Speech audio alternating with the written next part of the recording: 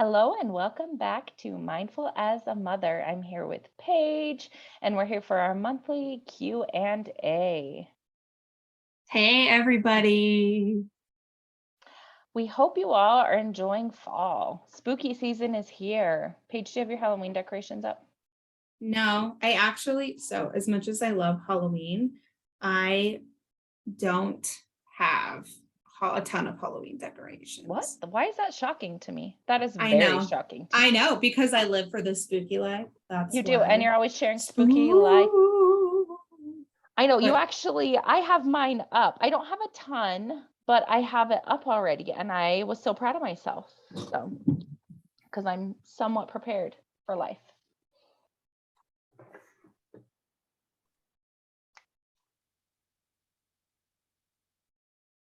No, look what I did. This is how spooky I am. Oh, that's cute. Did you draw that?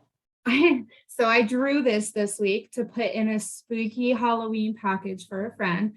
Will you describe for our non-video viewers what this is?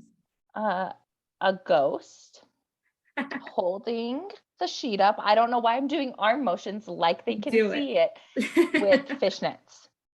Fishnet stocking. Yeah. Yes. And maybe It's a like garter belt. Maybe. right? I don't know, but we got fishnet stockings, maybe a corset. I don't even know, but it's just like the hips down. Yeah, and it's a very person cute. underneath a sheet being a ghosty. I So cannot. Oh, go ahead. I'm hella spooky. That's all I was gonna say. I cannot wait to share my Halloween costume with all of you. And I can't decide if I want to tell you all about it or if I just want to surprise you with it. Is it an individual costume or is it a family costume? It is an individual costume. I'm doing my own thing this year, and it is very much my thing. So. I can't wait. I'm so excited. Don't tell me. I'm not going to tell you. I think I'm Don't just going to post surprise no you. pictures or nothing. I never do a family costume, but I want to do a family costume this year. And I want to be a snack basket. Love it. I want all of my kids to pick their favorite snacks. And then one person in the family can be like King Candy from Wreck-It Ralph. I think maybe that needs to be Zane. I don't know. I think I'm more of a king sometimes. Yeah, that's true. I could see it. I run it. But happy spooky season. Yes. Yes, there's a new Hocus Pocus next weekend. Yeah. Priorities. Priorities. I will be watching that, and I will be eating popcorn, and I will be living my best life. Me too. And I'm going the first week in October. I'm going to Phoenix to become an EMDR specialist, which is super cool. Or children's, I can't remember what it's called. I'm not good with that shit, that title shit. I don't know what I'm doing. I'm just here. So anyway, I'm doing a specialized training in EMDR for kids. So stoked on it. And we have to do, it's pretty intense. I was not aware, like you have to do all this pre-training for the intensive training. And so it's like 9 hours of training, and they're doing all like the groundwork. And I'm already like a basic EMDR person, whatever, I don't know what you call it. Okay. But all of the prep work is nervous system stuff. And so I'm so happy that it's like, I feel like the therapy world is more towards kind of where I've been in incorporating nervous system work and how everything kind of comes from our nervous system. So very excited. But anyway, I'm going with a girlfriend of mine that is also a therapist. And I think we're going to stay in an Airbnb and probably just binge Hocus Pocus 2 over and over again for an entire week. If you don't do that, I don't know that we could be friends anymore. I mean, you're kind of a badass for all the training, but like if you can't get down with Hocus Pocus on repeat. Yeah. And I also need you to send me, this is a total side note, and we might have to edit this out, the name of that pretzel place in Phoenix, because oh my gosh, loves a salted pretzel with cheese. It is my favorite snack ever. And you always are posting them. Okay. All the time. Everyone that lives in Arizona, one of my closest friends, also a business badass, owns the Salted Knot in Arizona. It's the Salted Knot is what it's called. Oh. And they're total rock stars. And it started as a business, like out of their house, like a cottage kitchen situation. And then they eventually got into a commercial kitchen, and they do wholesale, and you can still do drive up and pick up orders at their commercial kitchen. Anyways, they're fantastic. And they are in Tempe. So the Salted Knot, shameless plug. Shameless plug. Please. It's delicious. And they make vegan. I'm coming for you, Salted Knot. Tell them I sent you. I will. Will you? Yes, do it. Paige is my girl. That's right. You'd be like, so can I get some sweet discounts? And they'll be like, well, no. Actually, you're gonna pay double. Sorry. Oh, I love it. Okay, let's get into these questions. Yes, it is our monthly Q&A. So we answer audience questions from our private Facebook group. If you don't know what it is, Embracing Mindful Motherhood and Positive Parenting on Facebook. It is a private community of mothers where we uplift and encourage each other / off of our Instagram. So here we go. Oh, okay. I have a question for my friend. Her daughter is 15, and I think that she tried to be the daughter's friend first and her mom second in a way. Now her daughter does whatever she wants, vapes in the house, drinks all of her mom's alcohol. Oops. What would be the best way to rein in these behaviors? Oh, damn. I'm having flashbacks. Just I know. I was telling my nanny about my college years, and then I instantly regretted all of my college years. Okay. Well, I think so. When you haven't had firm expectations and boundaries, or any expectations and boundaries from the beginning, that usually comes from a place of fear of disappointing or upsetting your kids. And so when you try and be your kid's friend, you're usually, most people that I've worked with that try and be their kid's friend get uncomfortable when their kids are upset with them, or they can't tolerate that. And so that's why they are more the friend than the parent. So recognizing that you're gonna piss your kid off, and you got to learn to be uncomfortable is the first step, because any parenting changes are never going to work until you get comfortable with them being mad at you.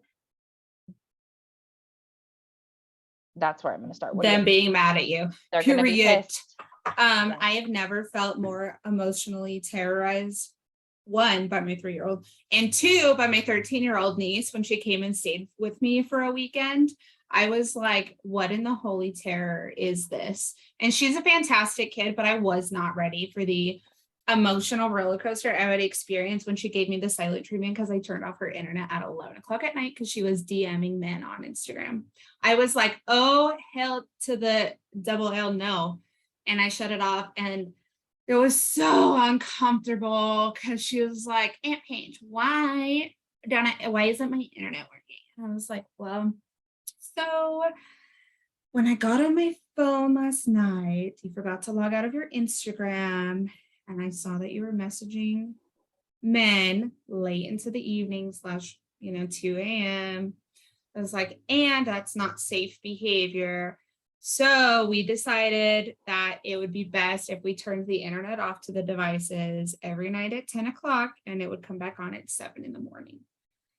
And she was like, oh my God, you're so controlling. I was like super mad, and then gave me the silent treatment for like 8 hours straight. Yep. And you have to learn to be comfortable with her being mad at you. Yeah. And it was probably the most emotionally dysregulated I had felt in a really long time. And I had been raising toddlers, So I think part of that too comes like when we are parenting teens, we want to try almost really hard where we swing the opposite direction on the pendulum, where we're not trying to recreate the same emotions, experiences, or memories that we didn't appreciate as teenagers, right? So then we're swinging really far over.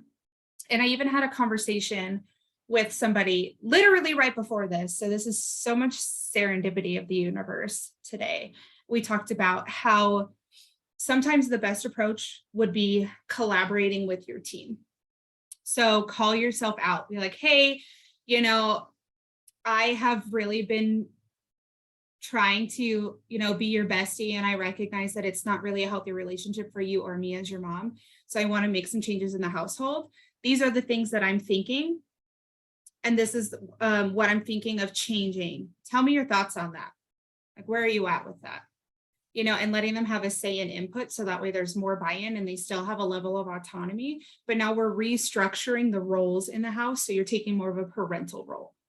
Love it. And I love including them in the conversation so that it's not like you show up one day and you're a hard ass all of a sudden, but like, Don't do that. Don't do that. but they knew the boundaries were shifting. They helped in creating the new boundaries. And I think in this discussion, even if they disagree with the boundaries and say, I don't like any of these boundaries, you're able to say, okay, I understand that. And these rules are going into place because of safety, because of all the things, right?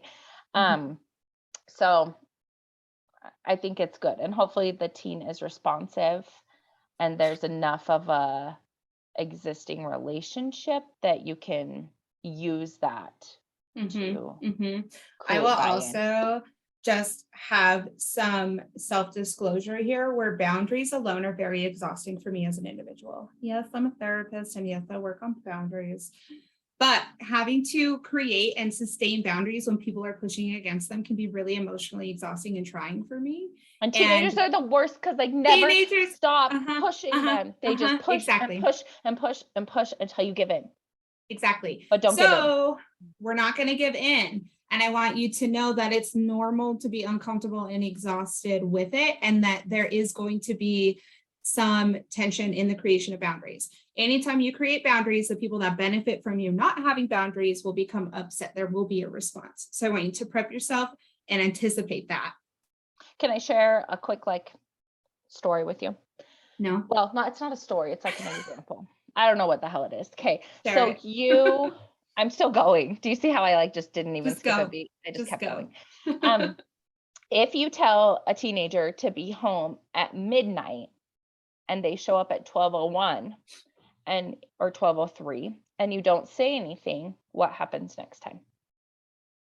They come home at 12:05.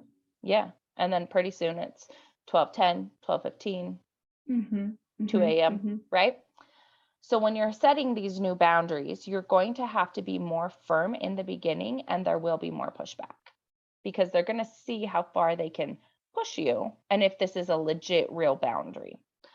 So if you set a boundary and say it's the 12 o'clock curfew and they come home at 12:01 and you say, hey, the curfew was 12. If this happens again, this will happen or whatever.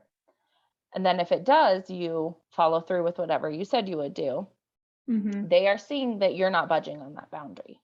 Yes. And then usually after that, they're kind of like, okay, well, I'll just come home at midnight like I'm supposed to. Yeah.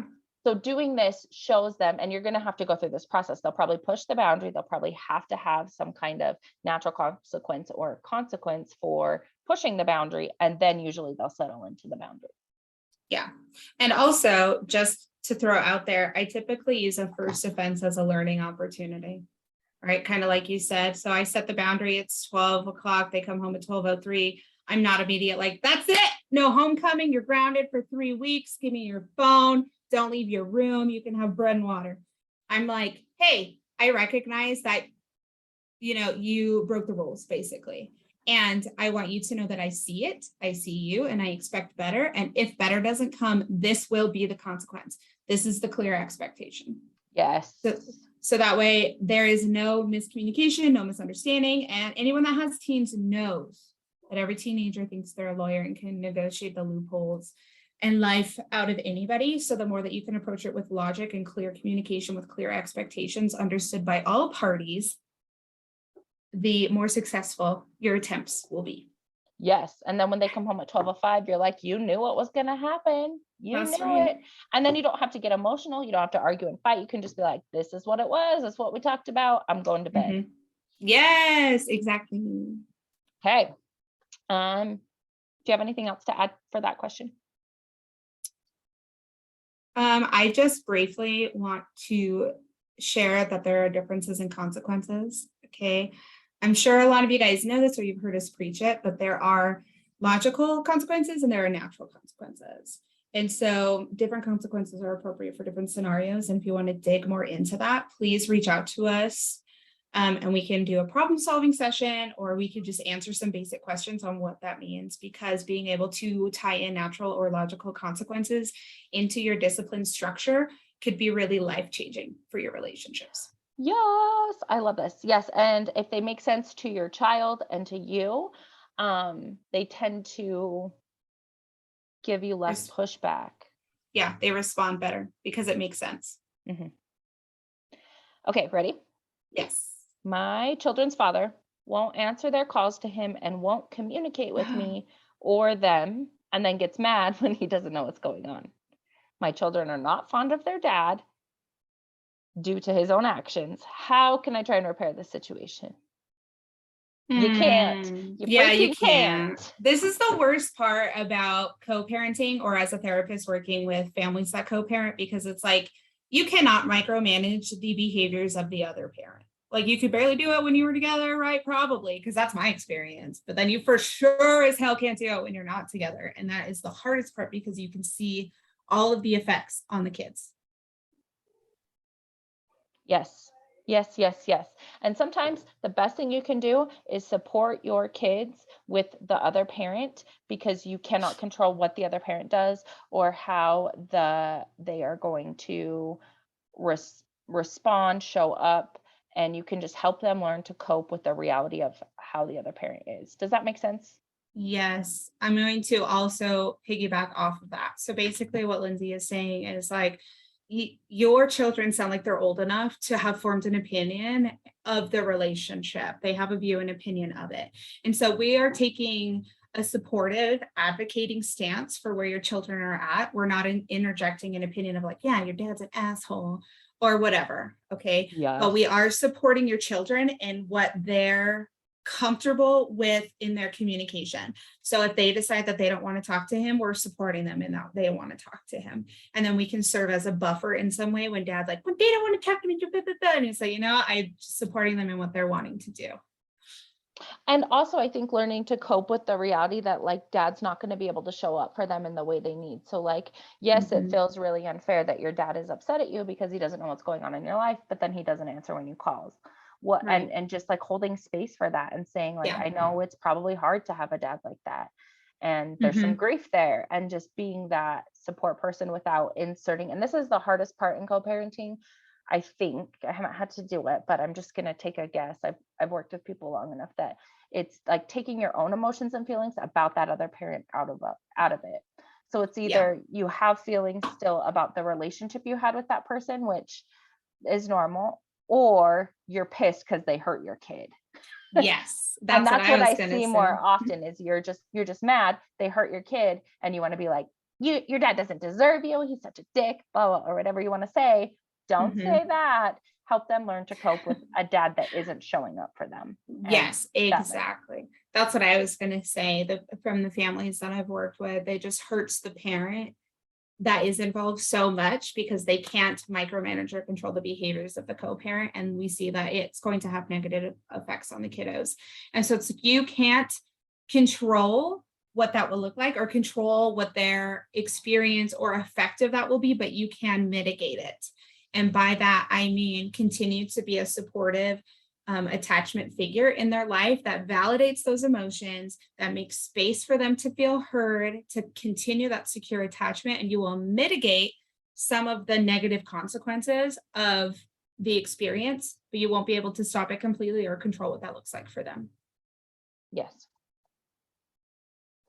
I'm so sorry. I know, That such a hurts my hard heart.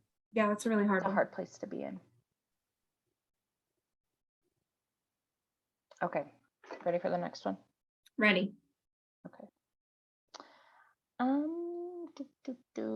Hold on, I gotta find it because I'm like not organized. I've got like some in my Instagram stories, some, everywhere. Ooh, well, this is a perfect opportunity for me to slip in a question. What are some strategies that you have adapted to overcome some of your ADHD symptoms as a parent? Hmm? Yeah, you.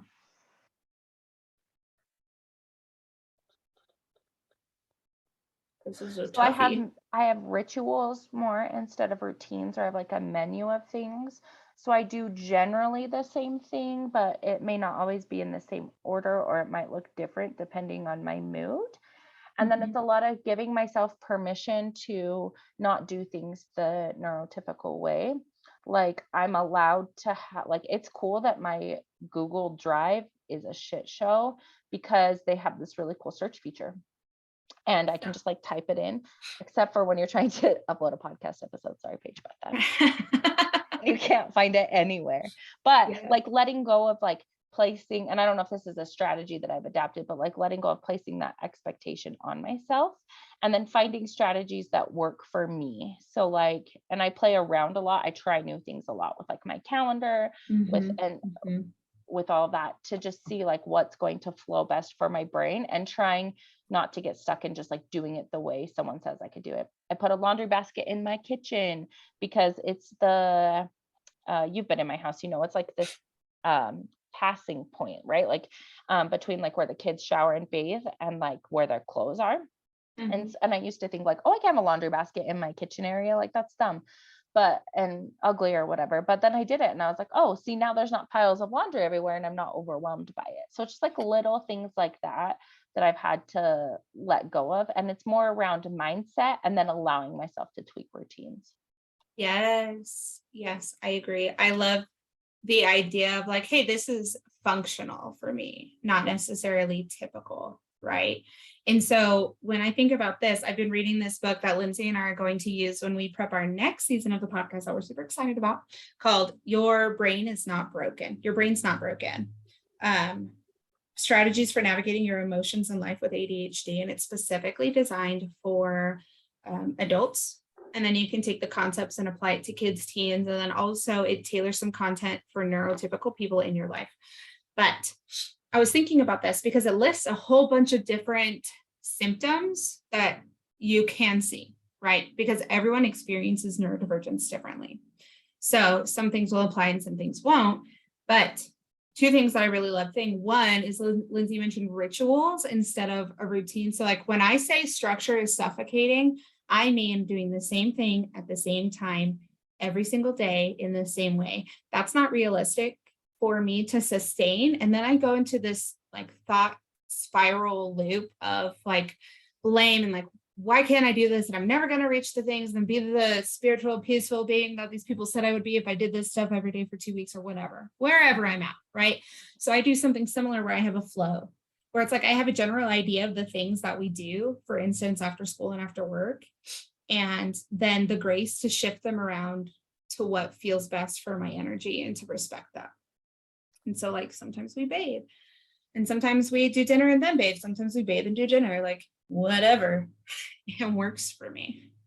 Yes. And I think being able to change the flow with like the seasons of your life, that's what I see a lot. As some people get stuck in a routine or flow that worked really well at one season of their life, like their summer flow. And like I have a hard time with season transitions because my entire flow changes. But once I get Mhm. in the groove, I'm like really excited about it. So it's like my Yeah. work flow changes, my home flow changes, and like being aware and adapting constantly rather than like pigeonholing yourself into this one morning routine or this one way of doing things. Yeah, exactly. Because it's not always going to be functional, right? Yes. It may look good or sound good, but it doesn't mean it's functional for your lifestyle. And then the other thing that I really appreciated, and this might help our listener or people generally in our audience, um, learn to problem solve. Wait. First, for those of you that heard last week's episode, I would say that Lindsay and I have a superpower of adapting. Yes. Adapting, in which most people that are neurodivergent have to adapt. So look at us go. So, Do you want to hear our anyways, family motto? Like yes. the shortened version. Yeah. What Adapt is and it? overcome.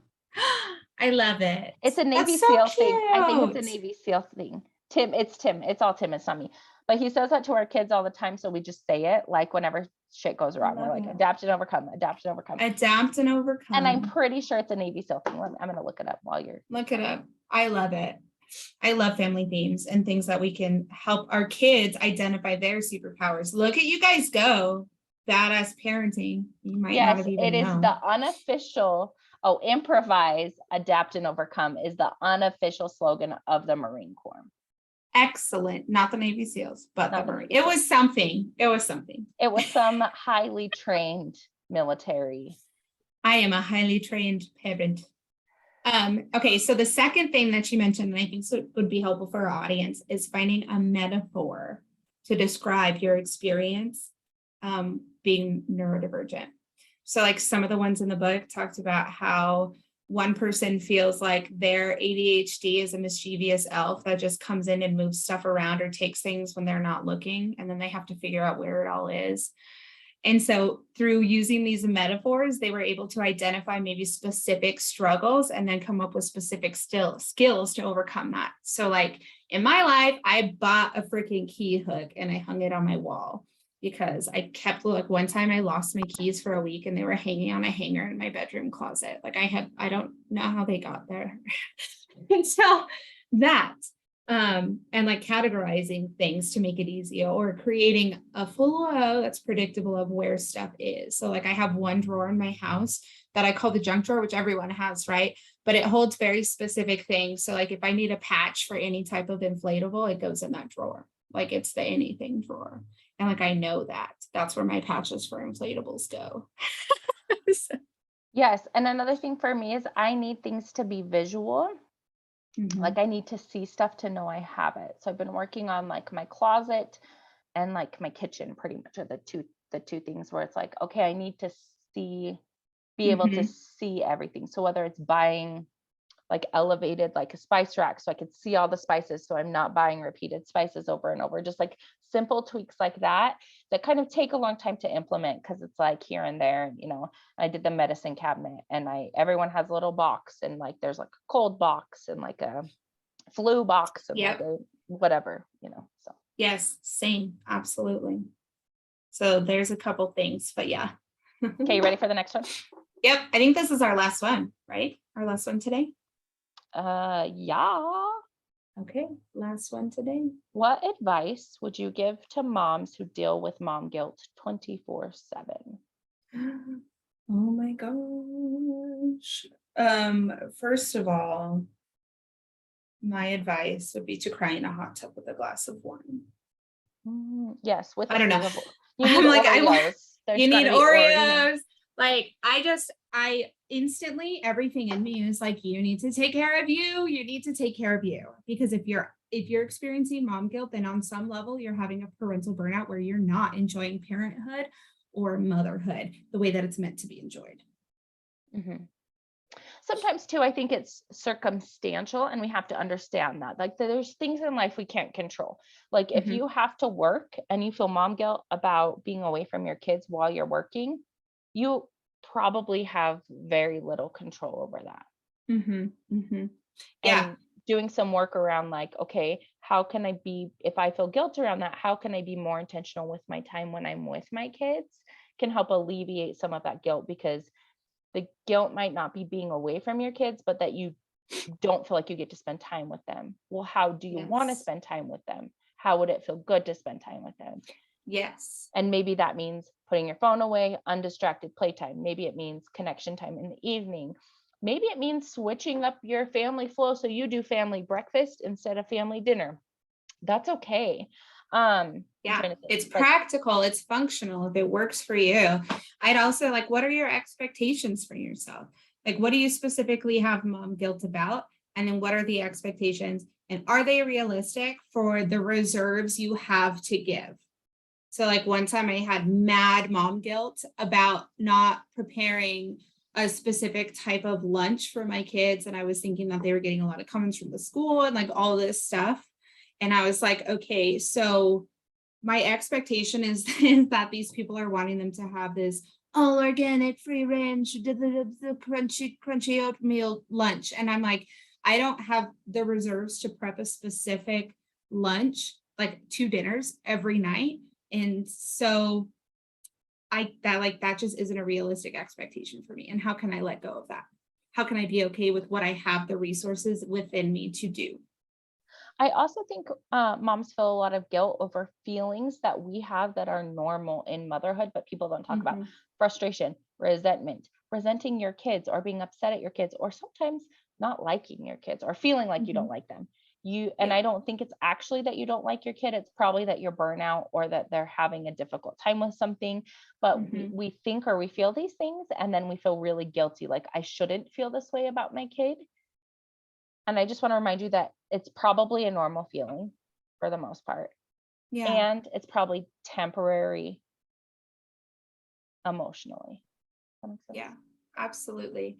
I think too, if you could connect, so there's this like thing that I loved when I was pregnant that they called the 7 sisters. And so basically it was identifying 7 natural supports in your life. That seems like a lot, right? It's a lot and not always It's realistic. like my mind went to hippies. I'm so sorry. I'm like, that's okay. But natural supports in your life where you can share these feelings, because when you find a community that can empathize and understand your experience without judgment, right? You feel less guilt around experiencing those emotions. Like it's normalized for you. You're not weird. You're not a horrible mother because you feel those things. It is normal, a normal human emotion, and it is a common struggle in motherhood. But we need to be able to find people in community to be able to express that, to create that sense of universality. Yeah. And to feel safe enough to say that, and then to have the person probably say back to you, I felt that way too. Yes, You're not alone. absolutely. Absolutely. Okay. Those were my questions. That's it. All right. Well, we are just at time, which I think is absolutely perfect. So thank you guys so much for being here. Lindsay and I cannot say how much we appreciate you. There are not enough words in the English vocabulary, because I'm not bilingual, to express our appreciation for each and every one of you that participate on our Instagrams, look at us at TikTok, respond to our emails that let us know that what we're saying and what we're doing resonates with you, because the purpose of what we do is to help moms and parents make parenting realistic and real, and to validate the things that we're experiencing so we don't feel so alone. Yes, we are all in this together. Are you a High School Musical right now? Maybe. That's where that came from in my brain. We know who we That are. was in like the depths of like the filing cabinet of my brain, and it just came out. And we see that. Okay. Well, thank you guys. If you haven't yet, please catch up on our last few podcasts about the nervous system, because I think that we're about to dive some more into that. Like it is a theme this year. So we're going to dive more into that. Most importantly, it's about taking care of you so you can take care of your kids and show up as the parent that you want to be. So thank you guys so much. I have nothing else to say. Love you. Bye. Bye.